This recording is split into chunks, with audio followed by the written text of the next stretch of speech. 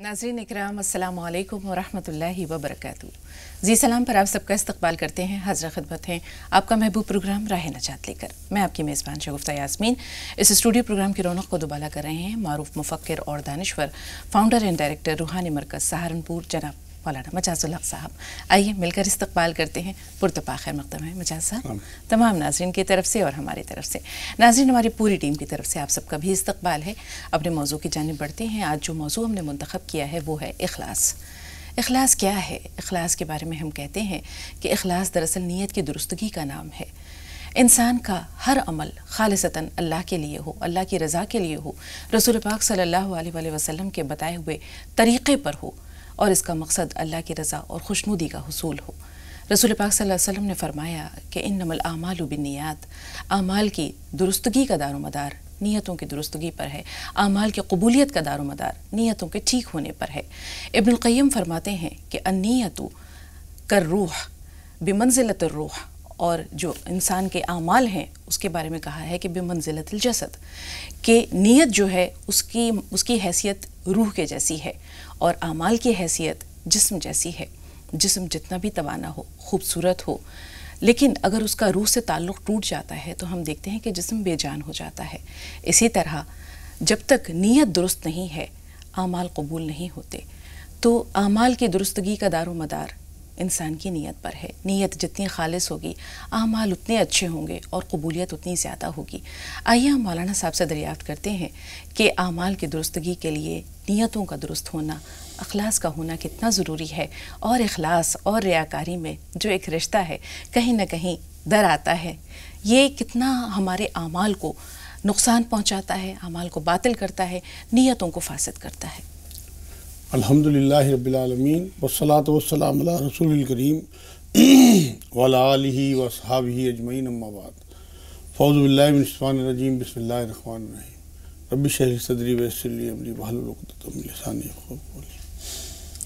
असल में इखलास बना है खालिस से।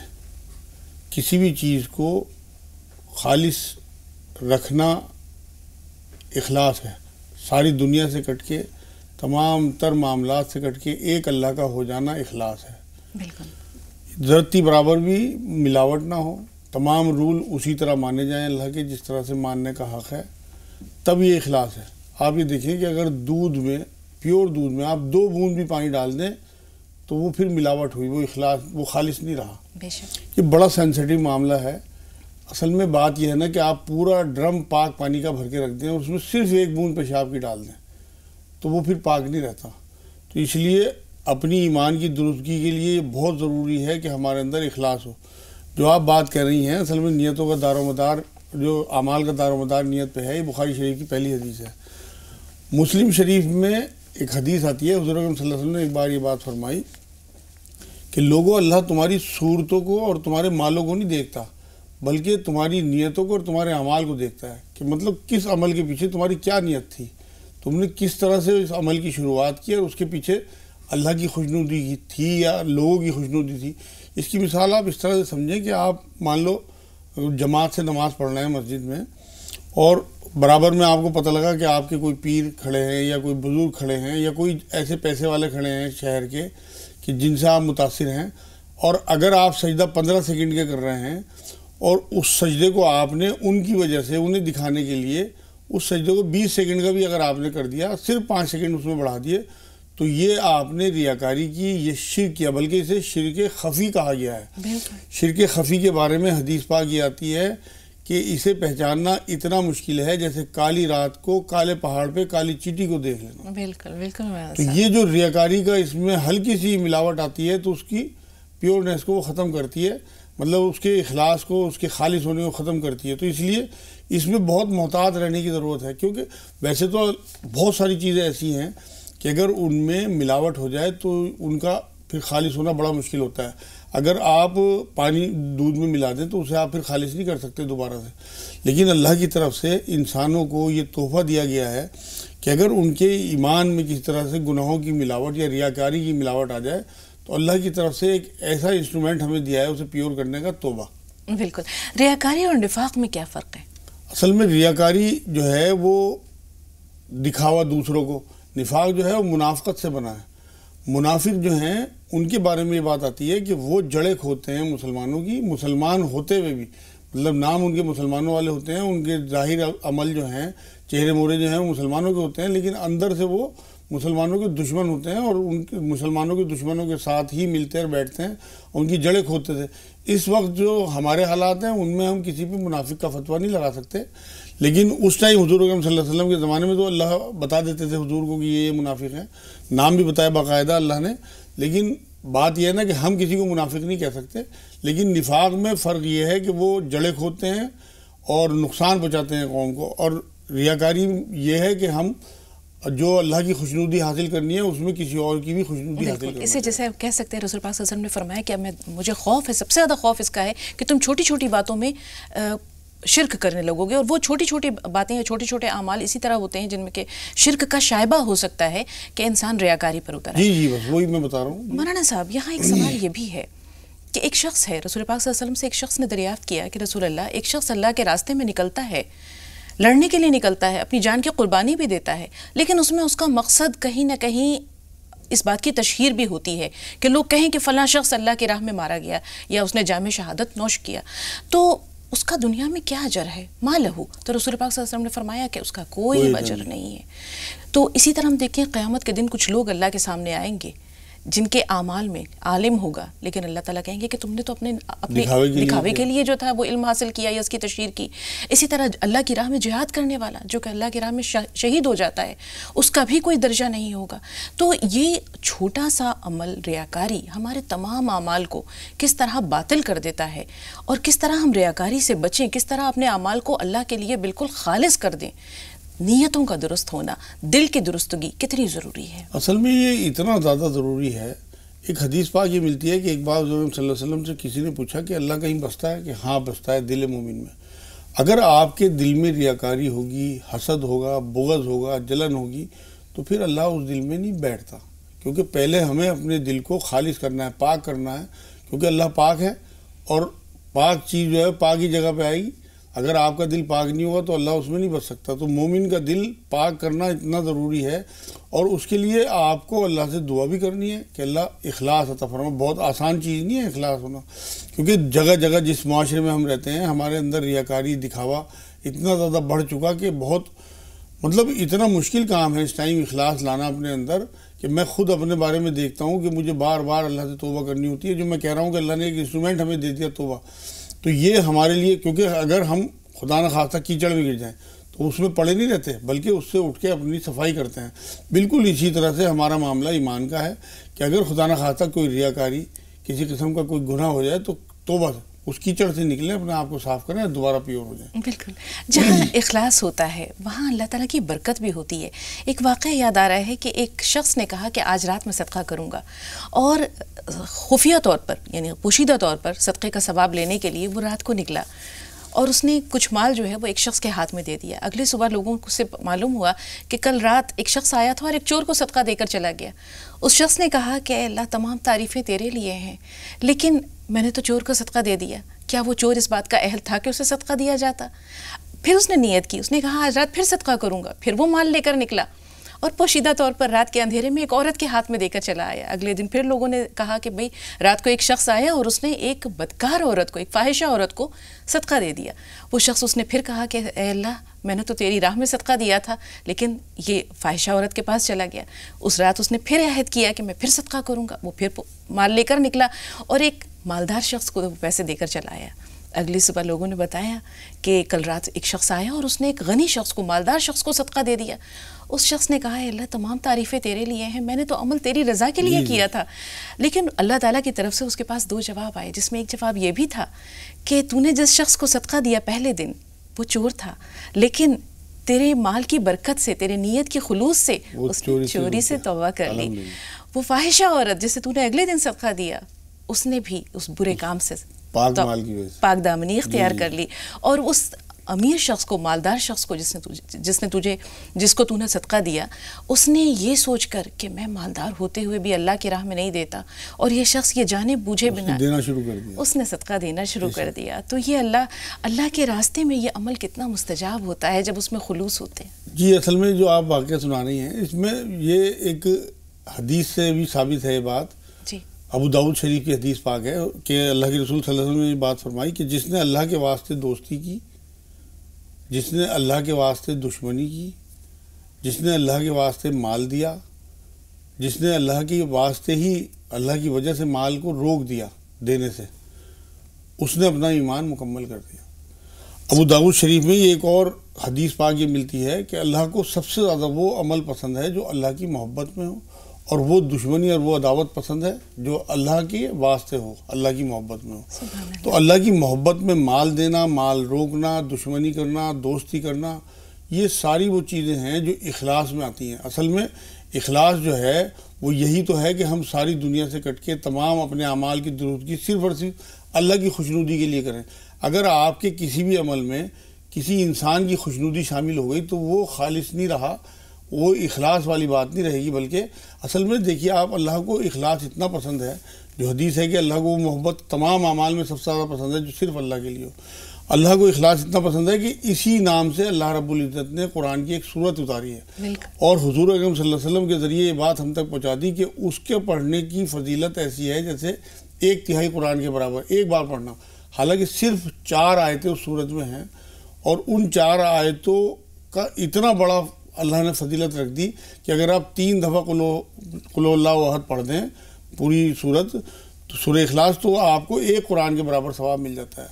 اور وہ 4 آیتیں اللہ کی توحید کا خزانہ ہیں۔ اعوذ باللہ من الشیطان الرجیم، بسم اللہ الرحمن الرحیم، قل هو اللہ احد، کہہ دیجئے کہ وہ اللہ ایک ہے، مطلب تنہا ہے، اکیلا معبود ہے۔ اللہ الصمد، اللہ بے نیاز ہے، مطلب تمام پوری دنیا کے لوگ ہوں، کتنی بھی مخلوق ہو، سب اس کے محتاج ہیں، وہ کسی کا محتاج نہیں ہے، مطلب تمام کائنات اسی کی وجہ سے چل رہی ہے۔ لم یلد ولم یولد، نہ وہ کسی سے جنا گیا، نہ اسے کسی نے جنا، مطلب وہ کسی چیز سے نہیں نکلا اور اس سے کوئی چیز نہیں نکلی۔ ولم یکن لہ کفوا احد، اس جیسا کوئی نہیں، مطلب اس کی نہ مثال دی جا سکتی ہے، نہ اس جیسا کوئی ہو سکتا ہے۔ اب آپ یہ دیکھیں کہ اللہ رب العزت نے یہ 4 آیتیں جو اپنے، ہوا یہ تھا کہ وہاں اس ٹائم مکے کے مشرک بار بار یہ کہتے تھے کہ انسان کو اللہ نے مٹی سے بنایا، چلو جی مان لی بات، فرشتوں کو نور سے بنایا، جنوں کو آگ سے بنایا، اللہ کہاں سے بنا؟ تب اللہ رب العزت نے یہ صورت اتاری، ایک اتنی سی چھوٹی صورت، اور اس میں پوری یہ دیکھیے خالص ہے، یہ وہ صفات ہیں جو سوائے اللہ کے کسی اور میں مل ہی نہیں سکتی، اسی لیے اسے اخلاص، سورہ اخلاص کہا جاتا ہے کہ ایک خالص صورت ایسی ہے کہ وہ صفات جو کسی اور میں پوری کائنات میں کہیں نہ ملے، وہ صرف اللہ کی صفات۔ یہاں ایک سوال ہے مولانا صاحب، اخلاص تبھی پیدا ہو سکتا ہے جب دل میں اللہ کی محبت ہو۔ بے شک۔ اللہ کی محبت کیسے پیدا ہو؟ ہم نماز ادا کر رہے ہیں یہ سوچ کر کے ہم پر فرض ہے، لیکن اس نماز کی ادائیگی میں یہ احساس شامل ہو جائے کہ یہ ہم اللہ کی محبت میں ادا کر رہے ہیں، اللہ کے لیے ادا کر رہے ہیں، اللہ کی خوشنودی حاصل کرنے کے لیے، اللہ کی رضا کے لیے اور اپنی اخروی نجات کے لیے۔ تو اللہ سے محبت کتنی ضروری ہے؟ وہ بہت ضروری کیا ہے، ایمان کا حصہ ہے۔ اگر آپ کو دیکھیں اسلام کے 5 ارکان ہیں، وہ سب کو معلوم ہے، لیکن ایمان کے 7 ارکان ہیں۔ یہ جو آپ بات کہہ رہی ہیں اللہ کی محبت، 5 ارکان میں سب سے پہلا جو ارکان ہے وہ آپ کو لا الہ الا اللہ محمد رسول اللہ پڑھنا ہے۔ لیکن ایمان کا تقاضا یہ ہے کہ پہلے آپ کو اللہ سے محبت ہو، آپ کے اندر اخلاص ہو، آپ کی نیت درست ہو، تب یہ کلمہ آپ کا، زبان والا جو کلمہ ہے آپ کے قلب میں ہوگا، تب یہ مکمل ہوگا۔ اسی طرح سے ایک سب سے آخری 5 ارکان میں ایک شروع میں نے بتا دیا آپ کو کہ اخلاص، اللہ کی محبت ضروری ہے، تب یہ دوسرا ارکان جو ہے آپ اس میں عمل کر سکو گے صحیح۔ ایک 7 واقع اللہ کی راہ میں آپ کو جان دینے کا ولولہ ہونا چاہیے آپ کے اندر، تب آپ کا ایمان مکمل ہوتا ہے۔ یہ اللہ کے رسول صلی اللہ علیہ وسلم کی حدیثوں سے ثابت ہے بات کہ اگر آپ کے دل میں اللہ کی راہ میں جان دینے کا ولولہ نہیں ہے تو آپ کا ایمان مکمل نہیں ہے۔ صحابہ اکرام کی زندگیاں ہمارے سامنے ہیں مولانا صاحب، روشن قندیلیں ہیں جو ہماری زندگی کو آج جو تاریکیاں ہیں ان کو دور کر سکتی ہے۔ اس طرف بھی آئیں گے، لیکن پھر ہم اس طرف آ رہے ہیں کہ ہمارے جو اعمال ہیں، ہم نماز ادا کرتے ہیں، روزے رکھتے ہیں، دوسرے نیک کام کرتے ہیں، لیکن ہمارا کبھی کبھی ایسا ہوتا ہے مساجد سے لوگوں کو نکلتے ہوئے ان کے چہرے پر اطمینان، ان کے دلوں میں سرور، اور کبھی کبھی یہ احساس کہ ہم نے فرض ادا کر لیا، ایک طرح سے اگر یہ گمان نہ ہو جائے ان کے دلوں میں کہ جنت تو ہم نے پا لی، جنت ہم نے پا لی، تو کیا یہ بھی ریاکاری ہے؟ نہ، اصل میں بات یہ ہے کہ یہ ریاکاری نہیں ہے، کیونکہ حضور صلی اللہ علیہ وسلم کی ایک حدیث سے یہ بات بھی ثابت ہے کہ اگر تیرے دل میں نیکی کے بعد خوشی محسوس ہوتی ہے اور گناہ کے بعد غم آتا ہے تو یہ ایمان کا حصہ ہے. تو یہ ریاکاری نہیں ہے. اصل میں لوگوں کو دکھانا ریاکاری ہے. اگر آپ کے دل میں بات آتی ہے کہ اللہ نے مجھے توفیق دیا، میں نماز ادا کر کے آیا ہوں، تو یہ تو آپ کے ایمان کی علامت ہے. اصل میں ریاکاری کا جو معاملہ ہے نا، ریاکاری یہ ہے کہ آپ مسجد میں جائیں اور پوری نماز ادا کر دیں اور آپ کو پتہ ہی نہ ہو، آپ کا اٹیچمنٹ ہی نہ ہو اللہ سے.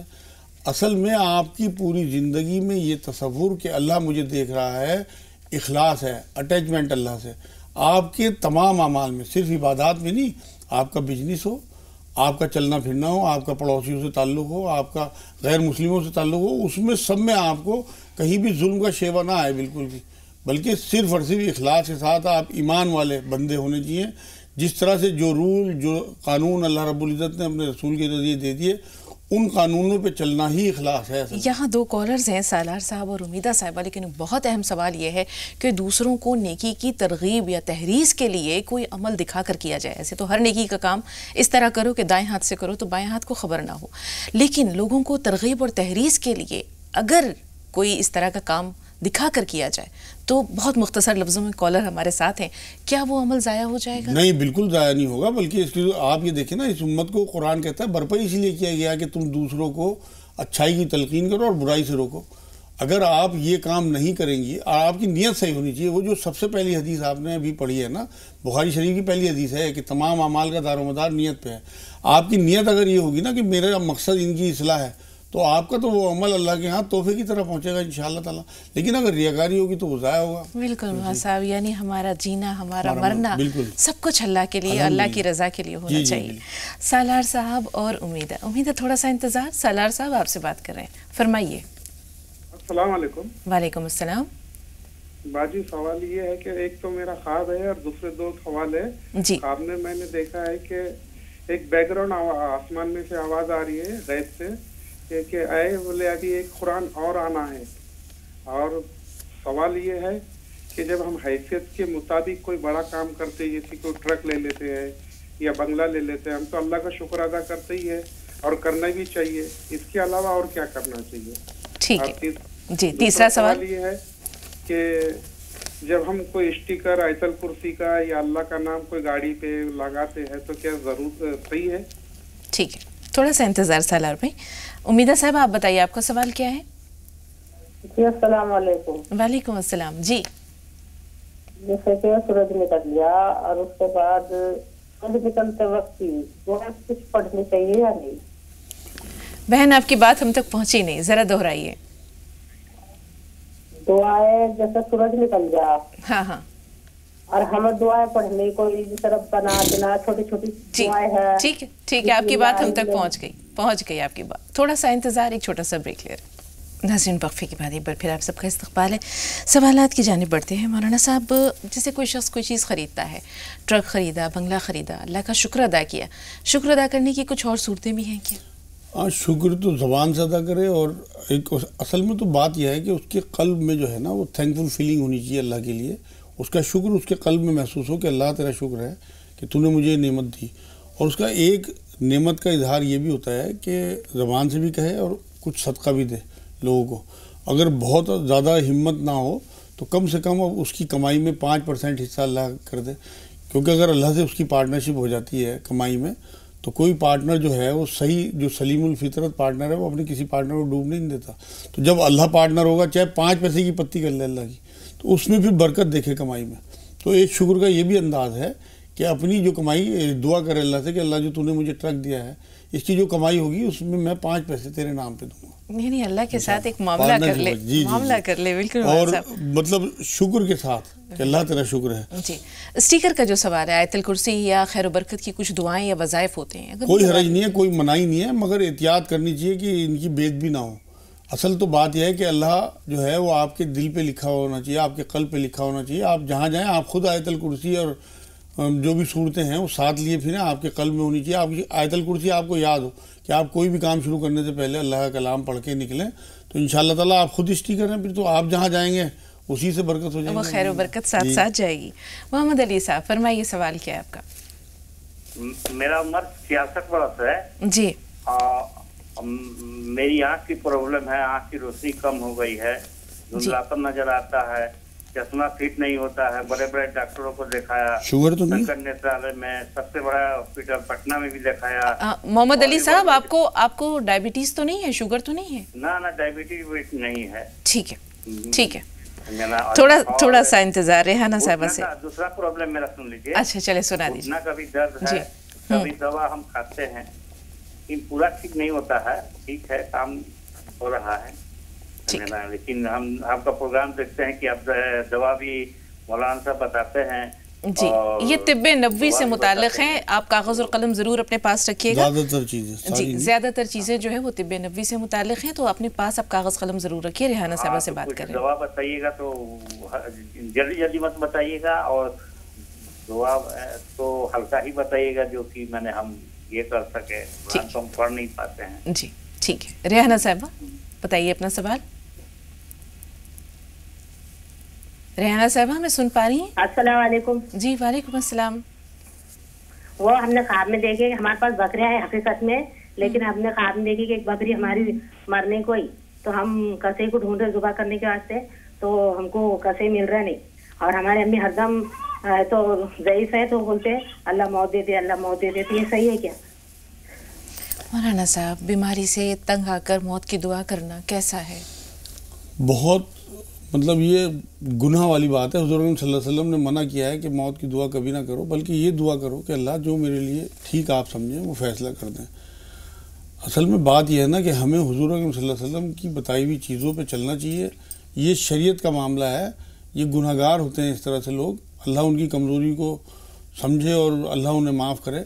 आगे से वो दुआ इस तरह से करें कि अल्लाह पाक जो आप मुनासिब समझें मेरे लिए फैसला कर दें, मुझे शिफा दे दें, तो इंशाल्लाह शिफा मिल जाएगी। यहाँ एक सवाल है मौलाना साहब, जो इंसान इस तरह की बीमारियों में मुब्तला होता है, कहते हैं इस दुनिया में ही उसके गुनाह झड़ जाते हैं। बुखार में मुब्तला होता है तो रसूल पाक सल्लल्लाहु अलैहि वसल्लम ने फरमाया कि जैसे दरख्त से सूखे पत्ते गिरते हैं, इस तरह इंसान के गुनाह झड़ते हैं। तो इस तरह की कैफियत में मुब्तला होना भी दरअसल एक तरह की आजमाइश है। हाँ, अल्लाह की तरफ से आजमाइश है। हुजूर ने तो ये भी फरमाया ना कि मोमिन को तो अगर कांटा भी चुभता है तो उसका भी अजर मिलता है जी। तो अगर, लेकिन सामने ये भी तो होना बात कि एक बहुत बड़ी करोड़ों अरबों खरबों साल की ज़िंदगी आने वाली है। अगर हमने यहाँ तकलीफ़ें झेल भी ली तो उसके बाद हमें जो राहत मिलेगी वो हमेशा की राहत होगी। लेकिन वो जो तकलीफ़ें झेलने वाली बात है वो सब्र के साथ है। हाय तौबा नहीं मचानी, वागिला नहीं करना असल में। इकबाल साहब का सवाल। जी इकबाल भाई सवाल बताइए। अस्सलाम वालेकुम। वालेकुम अस्सलाम। जी, मेरी वाइफ को सर्वाइकल का पेन है जी, और काफी इलाज कर लिया, लेकिन वो चक्कर नहीं जाते। ठीक है, थोड़ा सा इंतज़ार। कई सवालात हमारे पास महफूज हैं, लेकिन इस्माइल साहब से भी बात कर ले, सवाल ले लेते हैं। इस्माइल भाई सवाल बताइए। इस्माइल साहब टीवी की आवाज़ थोड़ी देर के लिए म्यूट कर दें। हाँ जी। जी फरमाइए। हेलो। जी जी सुन रहे हैं। हाँ, अस्सलाम वालेकुम। वालेकुम अस्सलाम। अस्सलाम वालेकुम। वालेकुम अस्सलाम व रहमतुल्लाहि व कहना चाहता हूँ कि मेरी वाइफ है, उनको जो सांस की दिक्कत रहती है, सांस फूलती है जी, और छींके भी आती थी। पहले इन्हें क्या एलर्जी हो गई थी थोड़ा सा। ठीक है। साजिद अली साहब फरमाइए, आपका सवाल क्या है? साजिद भाई सुन पा रहे हैं? जी हेलो। जी जी फरमाइए। टीवी की आवाज़ म्यूट कीजिए, सवाल बताइए। हेलो, अस्सलाम वालेकुम। वालेकुम अस्सलाम। वालेकुम अस्सलाम व रहमतुल्लाहि व बरकातहू। जी भाई। जी, हमारी वालिदा को शुगर है, इनको इंसुलिन भी लग रहे हैं और 200-300 तक इनको हो जा रही है, शुगर बढ़ जा रही है। बवासीर तो नहीं है? बवासीर भी है क्या? नहीं वो नहीं है। ठीक है। और इनको मतलब पेन भी है कमर में। ठीक जी। और एक और है, हमारी वाइफ को मतलब टाइफाइड हो गया, मतलब उसके हाथ पैरों की मतलब वीकनेस बहुत है। ठीक है, आपके सवालात से ही बात आगे बढ़ाते हैं ताकि सवालात में ज़्यादा वक्त न लग जाए। 3 सवाल इन्होंने बताए हैं। वालिदा को शुगर है, एक तो शुगर है ना उन्हें, तो एक तो एलवा एक चीज़ आती है बाज़ार से मिल जाएगी, तो वो ला के रख लें और उसकी गोली ऐसी बना लें, वो टूट जाती है लगभग 2-3 चने के बराबर। रोज़ उन्हें सुबह को निहार मूते हैं एलवा, और एक 100 ग्राम गेहूँ, 100 ग्राम जौ, 100 ग्राम खाने की गोंद और 100 ग्राम कलौंजी लेके 7-8 गिलास पानी में अच्छी तरह से उबाल लें उसे। जब वो पानी पक के कम रह जाए तो उसे छान के कांच की बोतलों में भर के रख लें।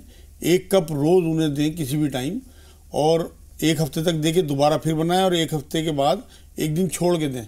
15 दिन तक, और 21 दिन बाद वो चेक कराएंगे तो इंशाल्लाह इंसुलिन इनकी छूट जाएगी, फिर एलवे पे रह जाएंगी। और परहेज मिठाई और फल बिल्कुल बंद है उनके जी। चावल और आलू भी ना खाएं अभी, कमर में दर्द कंट्रोल ना हो। कमर के दर्द के लिए उन्हें ये चाहिए कि रात को हल्दी डाल के दूध में वो पिया करें ज़रूर, इंशाल्लाह उनके कमर का दर्द खत्म हो जाएगा। दूसरे कलौंजी, कस्तेशीरी, कूट मिट्टी जो कहलाती है, और मेहंदी पत्ता बराबर मिकदार में पिसवा के रख लें, और आधा चम्मच खाने के बाद तीनों टाइम, उससे उनके जिस्म के दर्द भी खत्म हो जाएंगे इंशाल्लाह, और घुटने का दर्द भी खत्म हो जाएगा, कमर का दर्द जी। टाइफाइड की वजह से कमजोरी है, और या सलाम या अल्लाह की तस्बीह पढ़ें भाई 3 कम से कम आपकी मदद। टाइफाइड के लिए उन्हें ये चाहिए कि 5 मुनक्का रोज़ सुबह शाम खाएं, और या रहमान या रहीम या अल्लाह 300 बार कम से कम पढ़ें। शहद गर्म पानी में 1 चम्मच शहद 1 गिलास गर्म पानी में सुबह शाम, इंशाल्लाह उनका टाइफाइड हमेशा के लिए ख़त्म हो जाएगा जी। 2 कॉलर्स और हैं, आमना और शहरीन। आमना, आप अपना सवाल बताइए। अस्सलाम वालेकुम। वालेकुम अस्सलाम। मेरा बेटा है, वो किसी लड़की के चक्कर में पड़ गया, उस लड़की की शादी हो गई, और ये लड़का अब तक उसके ख्याल में है? अभी तक उसके ख्याल में है। घर में खाना पीना सब छोड़ी है, और मैं बहुत परेशान हूँ। मतलब घर में बोल नहीं रहा, ये कह रहा वहीं से मैं इसको कहीं से भी ढूंढ के ला के। ये बताइए लड़के की उम्र क्या है? यही 30-21 साल। नाम जी, नाम भी बता दें, मौलाना साहब नाम जानना चाह रहे हैं। नाम उसको जुबैर। ठीक है। शहरीन, आप बताइए आपका सवाल क्या है? अस्सलाम वालेकुम। वालेकुम अस्सलाम। मेरा वजन तो ज़्यादा नहीं है, लेकिन मेरा पेट बहुत ज़्यादा भारी हो गया है, और इससे बहुत तकलीफ होती है फिर मुझे। शादीशुदा हैं, आपके बच्चे हैं? जी, मेरे 3 बच्चे हैं। बच्चे नॉर्मल थे? डिलीवरी नॉर्मल थी? जी, नॉर्मल डिलीवरी हुई। मेरे दूसरी बार में जुड़वा बच्चे हुए, तो वो बहुत ज़्यादा दंगई भी हैं, शरारती हैं, उनके बात पे भी पूछना था। ठीक है, छोटा सा वक्फा, बहुत जल्द हाजिर हुए। ब्रेक के बाद एक बार फिर आप सबको खुश आमदीद कहते हैं। कई सवालात हमारे पास हैं। सूरज निकलते वक्त नमाज के बारे में मुमानियत होती है कि नफिल नमाज उस वक्त अदा नहीं होती, लेकिन कुछ मसनून दुआएं अगर पढ़ना चाहें तो उसके लिए क्या हुक्म है? बिल्कुल पूरी इजाज़त है। असल में वो भी हिकमत है उसमें कि सजदा नहीं कर सकते उस टाइम बहुत सारे लोग सूरज को सजदा करते थे। अल्लाह के रसूल सल्लल्लाहु अलैहि वसल्लम ने इसलिए मुमानियत कर दी। नमाज की मुमानियत सिर्फ सजदा करने की, बाकी तमाम अपनी नेकी के काम सब कर सकते हैं, दुआएं पढ़ सकते हैं। बिल्कुल जी। अब मोहम्मद अली साहब का सवाल है, 66 साल उनकी उम्र है। उन्होंने बताया कि आँख की रोशनी कम होती जा रही है। दूसरा सवाल घुटने के दर्द से मुताल्लिक़। हाँ, उन्हें चाहिए एक तो रात को हल्दी का दूध पिएं अगर उन्हें बवासीर ना हो, और एक कूट मिट्टी कस्तेशीरी जो कहलाती है, मेहंदी पत्ता और कलौंजी पिसवा के रख लें बराबर मिकदार में, और आधा चम्मच दोनों टाइम खाने के बाद खाएं। आँख में डालने के लिए सौंफ का अरक और गुलाब जल बराबर मिकदार में मिला के ड्रॉपर में भर लें, और 1 बूंद सुबह शाम डालें। अगर आँख बनी हुई नहीं है, आँख बनी हुई हो तो फिर ना डालें, फिर डॉक्टर से पूछ के डालें। 3 काजू रोज़ खाएं, और सौंफ खाएं खाने के बाद दोनों टाइम। खाने के 15 मिनट बाद 1 चम्मच सौंफ कम से कम। और एक आयत है कुरान की, अल्लाहु नूरु समावाती वल अर्द, बहुत आसान सी आयत है, 7 बार वो पढ़ लिया करें दिन में किसी भी टाइम। हर नमाज के बाद दुरूद शरीफ पढ़ा 1 बार, और इस तरह शहादत की उंगली जोड़ी, फैसे फूंक मारी और आंखों में फेर लिया। इंशाअल्लाह ताला आप देखेंगे कि आपकी आंखों की रोशनी वापस आ जाएगी। बिल्कुल आपकी ख्वाहिश के मुताबिक मोहम्मद अली साहब बहुत आराम से आहिस्ता आहिस्ता मौलाना साहब ने तमाम चीज़ें बताई हैं, उम्मीद है कि आपने नोट कर ली होंगी। सर्वाइकल के लिए क्या करें, इकबाल साहब का सवाल है। सर्वाइकल के लिए भी मेहंदी पत्ता, कूट मिट्टी और कलौंजी बराबर मिकदार में पिसवा के रखें। आधा चम्मच खाने के बाद तीनों टाइम लें, और 1 चम्मच शहद गर्म पानी में सुबह शाम लें। और सर्वाइकल की जो वर्जिश डॉक्टर्स बताते हैं, किसी डॉक्टर से पूछ लें, वो 4-5 तरीके की वर्जिश हैं, वो रोज़ करें इंशाअल्लाह ताला। सर्वाइकल का कोई इलाज नहीं है सिवाय वर्जिश के। जो दवाइयाँ मैं आपको बता रहा हूँ वो आपका दर्द कम करेंगी, चक्कर आना बंद कर देंगी इंशाअल्लाह, लेकिन इलाज उसका मेन वर्जिश है, इसलिए बहुत ज़्यादा डॉक्टरों के चक्कर में ना पड़े, वर्जिश पे ध्यान दें। जी। सांस की तकलीफ है, छींकें आती हैं, सांस के लिए उन्हें चाहिए कि 1 चम्मच जैतून का तेल सुबह शाम पिए, चम्मच में लेके चाट लें, वैसे ना पिया जाए तो शोरों में डाल के ले लें, लेकिन पेट में जाना चाहिए। दूसरे कस्तेशीरी, सिर्फ कस्तेशीरी कूट मिट्टी वो पिसवा के रख लें, और आधा चम्मच खाने के बाद दोनों टाइम लें। और छींकें जो आती हैं, 1 खजूर ले लें, उसकी गुठली निकाल के उस खजूर में 5 काली मिर्च रखें, और रात को सोते हुए चबा लें। 3 या 4 दिन में हमेशा के लिए छींकें इंशाअल्लाह उनकी ठीक हो जाएगी। और सरसों का तेल डालें नाक में 1 बूंद सुबह शाम, इंशाअल्लाह नज़ला ख़त्म हो जाएगा। जी। आमना साहब, या रहमान या रहीम या अल्लाह की 3 तस्बीह मेरी बहन पढ़ती ना, आपको सांस की बीमारी रहेगी नहीं इंशाअल्लाह। आमना साहबा का सवाल लड़के से मुताल्लिक़, 20-21 साल उम्र है, किसी लड़की के इश्क में जबकि उसकी शादी भी हो चुकी है, ख़ुद को बर्बाद कर लेना या घर वालों से नाराज़ रहना کیا درست ہے؟ ہاں اصل میں بات یہ نا، یہ عمر کا ایسا تقاضا ہوتا ہے کہ اس میں آدمی کی سمجھ میں نہیں آتا، بلکہ سمجھانے والا دشمن لگتا ہے اس میں. تو انہیں ان کی والدہ کو یہ چاہیے کہ جب وہ سوتے ہوں تو 21 بار یا شہید سرانے کھڑے ہو کے پڑھ کے ان پہ پھونک ماریں، اور 21 بار سورہ اخلاص بسم اللہ کے ساتھ 3 بار درود شریف آگے پیچھے پائنتوں کی طرف کھڑے ہو کے پڑھ کے ان کے اوپر پھونک ماریں. اور ایک آیت ہے قرآن کی سورہ فرقان کی 74 نمبر آیت، ربنا حب لنا من ازواجنا وذریاتنا قرۃ اعین وجعلنا للمتقین اماما. اس کا ورد کریں کم سے کم 21 بار یا 100 بار. اور ان ربی علی کل شیء حفیظ، ایک تسبیح روز کہ اللہ میرے بچے کی حفاظت اس سارے معاملے سے. انشاءاللہ ان کا بچہ 4-5 دن میں ہی فرق پڑ جائے گا انشاءاللہ. شہرین کا سوال یہ ہے کہ ان کا پیٹ بڑھ گیا ہے کافی شہرین کو جسم کے مقابلے میں، کہ 2 چمچ زیرہ رات کو بھگو دیں اور صبح 1 گلاس پانی میں، اور صبح اسی پانی میں پکا کے جب اچھی طرح پک جائے پانی تو کم رہ جائے تو اسے چھان کے زیرہ چبا لیں اور وہ پانی پی لیں. اور ایک جیسے شلوار کا یا پاجامہ کا نیفہ ہوتا ہے اتنا چوڑا نیفہ سی لیں اور ان میں لپٹس کے پتے بھریں رات کو، اور اسے یہاں باندھ لیا کریں پیٹ پہ بیلٹ کی طرح، اور صبح کھول کے اٹھا کے رکھ دیں. 3-4 دن تک وہ پتے باندھے رہیں، مطلب روز، اور پھر انہیں نکال کے پھینک دیں، پھر نئے فریش پتے باندھ لیں. آپ دیکھیں گے 1 مہینے میں ان کا پیٹ بالکل سیٹ ہو جائے گا انشاءاللہ. جی آپ کے اور تیز گرم پانی کھولتا ہوا 1 گلاس صبح 1 گلاس شام گھونٹ گھونٹ کر کے. جڑواں بچوں کی شرارت کے بارے میں بھی ضرور جانیں گے، لیکن 2 کالرز ہیں. یعقوب صاحب پہلے آپ سے مخاطب ہیں، پھر ریحانہ صاحبہ آپ سے بھی بات کریں گے، تھوڑا سا انتظار. یعقوب بھائی سوال بتائیے. السلام علیکم. وعلیکم السلام. جی میم، میری وائف جب صبح میں اٹھتی ہیں نا تو ان کے ہاتھوں میں جھنجھناٹ ہوتی ہے. تو سن تو نہیں ہوتے؟ جی ان کے ہاتھ سن تو نہیں ہوتے، صرف جھنجھناہٹ ہے یا وہ سن سے ہو جاتے ہیں؟ ہاں سن سے ہو جاتے ہیں. ٹھیک. جی ریحانہ صاحبہ آپ بتائیے آپ کا سوال کیا ہے؟ ہلو جی ریحانہ صاحبہ فرمائیے. میرا سوال یہ ہے، ایک تو میں اچھی بھلی ہوں، چلتی ہوں، لیکن پیچھے سے کوئی ایسا لگتا ہے مجھے دھکا مارا میری ہڈیاں ٹوٹ جاتی ہیں. اچھا کیلشیم چیک ہوا ان کا زیادہ تو اور دوسرے میرا بڑا بیٹا ہے، وہ بڑا مطلب بہت اچھا تھا، مجھے ہم لوگوں کو بڑا پیار کرتا تھا. جی کیا تبدیلی آ گئی؟ لیکن ہم سے بولتا بھی نہیں وہ اچھی طرح سے. کچھ تو وجہ ہوگی. وجہ کچھ نہیں، شادی اس نے اپنی مرضی سے کری تھی، میری مرضی نہیں تھی، بس یہی تھی شادی. ایسے موقعوں پر ایسی باتیں ہو جایا کرتی ہیں، اب کیا جائے؟ اصل میں یہ وہی آیت پڑھیں جو میں نے بتائی ہے سورہ فرقان کی 74 نمبر آیت ہے، سب آخر میں ہے جہاں سورت ختم ہو رہی ہے کہ ربنا حب لنا من ازواجنا وذریاتنا قرۃ اعین وجعلنا للمتقین اماما. یہ بہت مؤثر آیت ہے. الحمدللہ بچوں کی نافرمانی دور کرنے کے لیے اللہ سے انہیں صحیح راستے پہ لانے کے لیے ریکویسٹ کریں. 21 بار یا 100 بار کا ورد اپنا بنا لیں. دوسری بات یہ ہے کہ ان کو جو ہڈیاں ٹوٹنے کا مسئلہ ہے وہ انہوں نے پوری طرح بات نہیں سنی، تو کئی بار کیلشیم زیادہ ہونے کی وجہ سے بھی گڑبڑ ہوتی ہے.